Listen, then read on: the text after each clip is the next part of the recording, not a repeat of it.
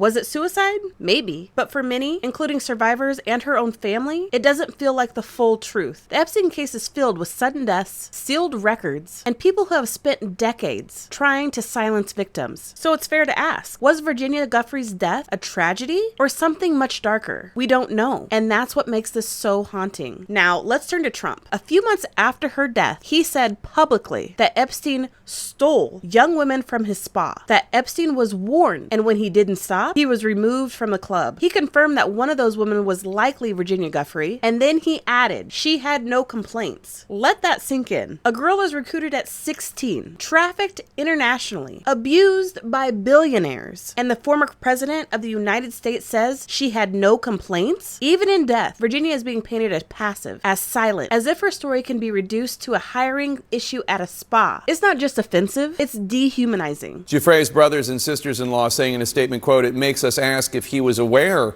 of Jeffrey Epstein and Ghislaine Maxwell's criminal actions, especially given his statement 2 years later that his good friend Jeffrey, quote, likes women on the younger side, no doubt about it, unquote. We and the public are asking for answers." Her brother, Sky Roberts, said, "She is not an object. She is not something to be stolen. She was a person." He also made it clear Virginia never returned to Mar-a-Lago after being trafficked. She wasn't poached. She wasn't recruited. She was groomed. And when Trump claimed she had no complaints, her family called it a slap in the face, a cruel way to rewrite history. They watched her suffer for decades. Trump and Epstein weren't strangers. They partied in the 90s together. They shared friends, photos, even flights. Trump once said Epstein liked women on the younger side, and then he laughed about it. Trump now claims he kicked Epstein out of Mar-a-Lago around 2004. But public records and interviews suggest that Epstein remained in his social orbit for years. So when Trump paints himself as the man who tried to stop Epstein, the question becomes, why now? Why this version of the story? And why frame it around a woman who can't defend herself anymore? Let's talk about the language. Trump said stole. Stole implies that Virginia was a thing, not a human being,